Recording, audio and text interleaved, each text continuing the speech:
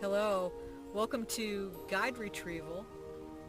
In the Shamanic tradition, it's known that we're all born with at least 5 guides, and sometimes things happen and traumas can occur and they will leave and they won't come back until they're retrieved either by a shaman or they come back on their own, naturally, either in dream time or some other ways.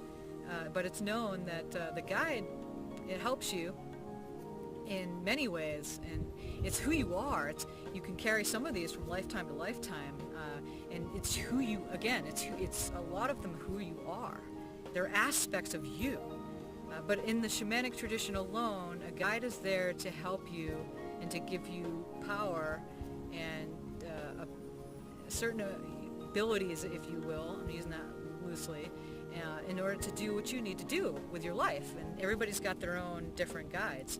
And we could talk to them like, the bear. Some people have bears. Some people have flies. Some people have ants as guides, like an ant. Some people have, a dolphin or a bird, like a hawk.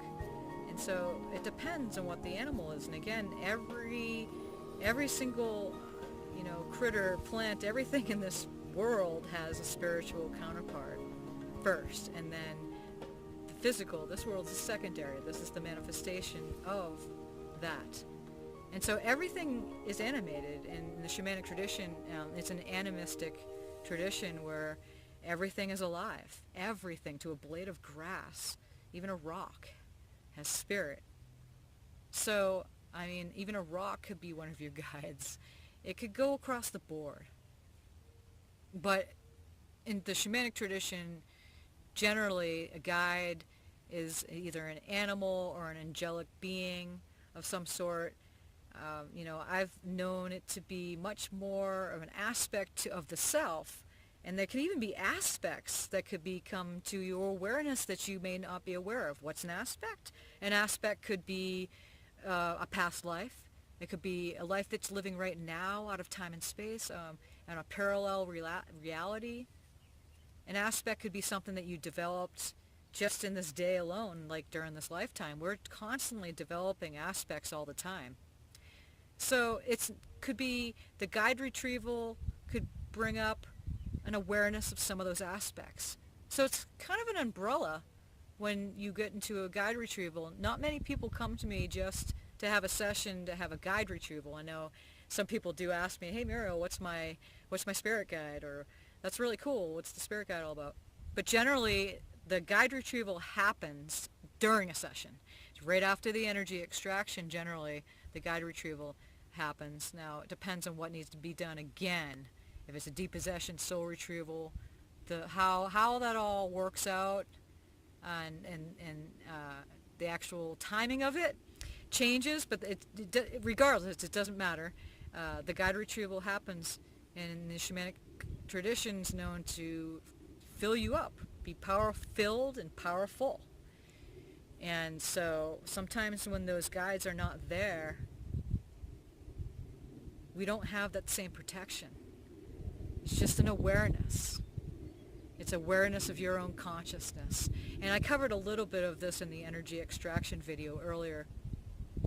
But basically that, and many people don't know that they're more, that they're multidimensional, they're multi-leveled, not just singular. Like you're looking at me, Muriel, sitting here talking to you, and I'm not just this singular person. I know, and I'm fully aware of my multidimensionality, how I'm on many different levels of many different beings, and then sometimes there's a level that's no being at all, and it's just light. It's no form. And so that's our multidimensionality. But the guide is there to help you for whatever you're doing at the time. And it could come in, and you could have new ones join you in life for whatever you're doing. So it's a very special thing, and there's no better or worse. If someone has a bear guide or a wolf, doesn't mean that just because you have a fly or maybe a ladybug as a guide, that doesn't mean it's any better. Every single component, everybody, everything in this physical, we are one big interconnected family, and everybody has their role, and everybody is important, and everybody's special. So it's just an awareness of what you have to play with around you. And again, your consciousness, and you have energy to play with. So you can change this game whenever you want. Just being aware of it. And may this video help you in doing such things. And then understanding what the whole premise is behind a spirit guide. I could go off into details, but if you have any questions or any concerns or anything, any comments you want to say about this, please come in and ask me, give me your comment, because I could take another 10, 20 minutes describing all of this to go off in more details about what the guide, angelic, or aspect retrieval is, but I'm not going to do that. I feel that you get the gist just watching this short little video. But feel free to come in and shoot your question over to me in your comments at www.murielshickman.com, and I look forward to hearing from you. And you take care.